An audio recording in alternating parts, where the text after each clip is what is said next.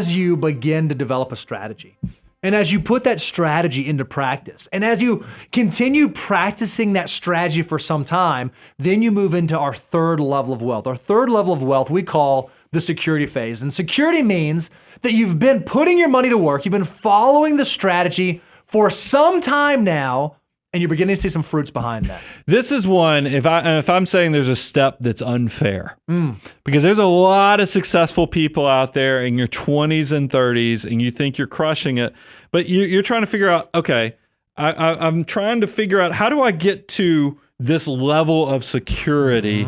You have to have time. That's the part that makes it unfair, is that you've got to get the strategy, but then now you have to give it that most valuable resource, the third component of the wealth creation process, that is time. Yep. So let's talk about, okay, what is security and what is not security? Security is beginning to see the dividends of your past work. Well, right there in that sentence, it means that you have to have been doing some work for some time in order to be seeing dividends being paid for that.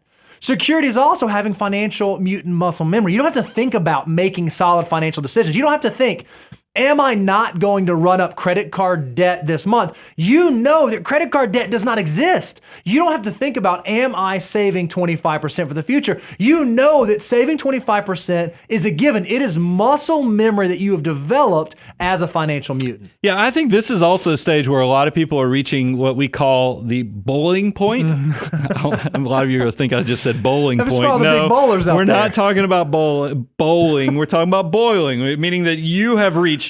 You can't, when you boil a pot of water, you don't see the water bubbling until it gets to 212 degrees Fahrenheit. That doesn't mean that there's not a lot of things building up under the surface. It's just you don't see it.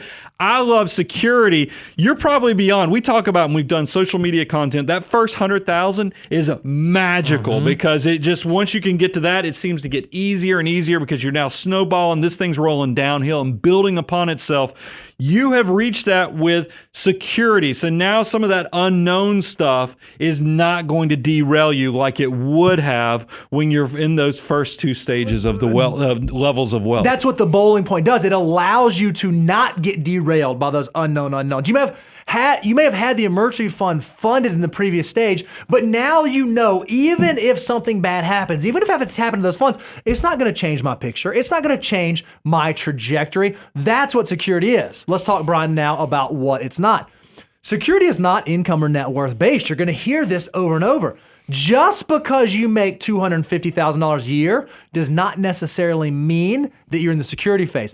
Just because you crossed over millionaire status does not mean that you are in the security phase. It is more about the qualitative measures of your financial situation than the quantitative measures of your financial situation. Security is also, and I've already highlighted this, it's a little unfair in the fact that it's not available to most young people. Yes, we just did a Q&A episode where we had somebody who had written in that they had multiple six figures in savings and investments, and they were like 25, 26 years old. Yeah. And a lot, they think that they're way ahead of the curve. But here's the thing, because they still haven't had enough of the time component, I think that they're just not in the security. They're more in the strategy because you're taking that huge income, you're using the tools and the resources to build a strategy for the future. But without the component of time for the 20s and 30s, you're just not giving it enough to have strategy, to reach full security just at this point. I love it. And here's the other thing that security is not. Security is not financial freedom or financial abundance. We're going to talk about those two, but security is that level of wealth that exists between strategy and financial freedom. And so most folks on your financial journey will likely spend the largest amount of time in your life, the largest amount of time in your working career in the strategy or maybe the security phase. As you start to move through that strategy for some time, it's not the end of the journey. There's actually more beyond and above just the security phase. But I do like in strategy that this is where, you get a little more grace in your spending. You're probably not stressing out about going out to eat, doing little things that maybe even the small stuff. You're even potentially getting a nicer car, some of the trappings. It looks like you're more successful, and you're doing this in a healthy way, not to impress people or fake it until you make it type of way, but actually because you can afford it and you've done the hard work early. earlier, so you're starting to get some dividends from that. I love it. You have a plan in place that you're planning on plan A, but even if plan A doesn't happen, you know that plan B, plan C, and plan D will all work as well. So how do I get to level 3? If I'm in the strategy phase, how do I get into the security phase? Or how do I know if I'm in the security phase? Well, the first thing, and Brian, we've said this over and over and over again, you got to give it time. Yep. Security is not something that you can will yourself into today. It's something that takes time. You have to have a foundation built up before you can actually be secure. And the way that you're building up that foundation is you're sticking to the plan. Oh. You know the financial order of operations. You've downloaded the resource at moneyguide.com/resources. Maybe you've even done the class. You've gone to learn.moneyguide.com and you've worked through the curriculum to know that you have a plan in place moving you from where you are today to where you ultimately want to be in the future. Yeah, I think you still do. Even if you're sticking to the plan, you got to be watching the numbers. Absolutely. I mean, that's why we talk about doing your net worth every year. That's why you're even going to get to the point, because we already have shared this is probably something that you're going to be in your 40s when you reach the security phase. So it makes sense to kind of hone in. Do I know what my number is? Am I thinking beyond just the good behaviors? I kind of need to actually be watching the numbers on an annual basis. That's why we have tried to create those resources like the Know Your Number course and other things, so you can really fine tune your plan even more. And then don't get derailed trying to rush the process. Brian, we talk all the time about how we know that the studies have shown the average millionaire reaches millionaire status somewhere in their late 40s. Well, folks in their 20s don't want to wait till their 40s. They want to be a millionaire today. They want to get there today. They want to do the things today.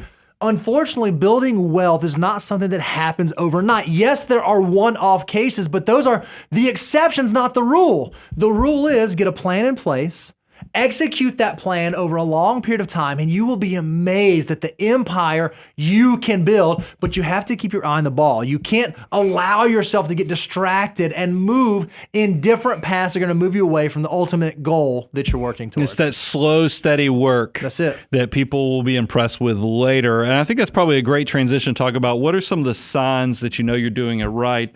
And the first thing is, you have, and I keep holding it up, the financial order of operations. You are in that step 8, the prepaid future expenses. You're funding the kids' college. Maybe you've got that trapping of this is the Tesla phase, as I like to say. It's one of those things where you have some indicators that you have really made a lot of good decisions in your past. Even in the way that you frame your decision making, you may be someone who's now moving from just the get wealthy behavior, save, to some of those stay wealthy behaviors you talk about. Like, okay, how do I decrease my debt load? How do I start making sure that the things that could be bad for me financially are not even in the equation anymore? So maybe if you're 45 or older, you're thinking about prepaying even that low interest debt so that by the time you get to financial independence, you can be completely debt free. I think this is important. On one of the most recent shows, I have let people know that I've almost paid off my house. And I'm over this 45 now. I mean, my wealth multiplier, if you go to moneyguy.com/resources, we have a wealth multiplier tool. You'll see when you're young, you have an exponential growth factor. That's part of that get wealthy part. But when you get older, I'm in my 50s now, so my money just doesn't have the same opportunity to grow. So I'm in that stay wealthy stage. But we've had this discussion on, should I pay off my mortgage completely? With interest rates, I'm working on it, but I will tell you, I've heard you guys, and I have decided I will continue. But here's what my promise to you. By March 31st of 2024, I will be completely debt-free on my mortgage. Look at Rebe over there. She's like, why is he talking about this? Yeah, all right. I'm just keeping you guys. I am part of this step with security, and I want to let you know I'm walking the walk, and I hear you guys when you're giving me some guidance. When you see the Tesla videos and other things, you're like, pay off the house. I hear you. We're going to make it happen. All right. But you know what? You know what's another really good indicator that you might be doing this right? Here's a good indicator. Hey, maybe you have a little bit of luxury in your life. Maybe you've decided, you know what, I'm doing the things I'm supposed to be doing. I'm saving the way I'm supposed to save. I'm going to go buy a nicer car because I can, and it's not going to derail my plan. I'm going to take nicer trips. I'm going to go on nicer vacations. And I can do those things because I had a strategy that I've been executing for a long period of time. And now I have some security around my financial circumstance that I don't have to sweat the small stuff. If you find yourself in that position, you know that you're doing security right, and you may very well be moving towards the next level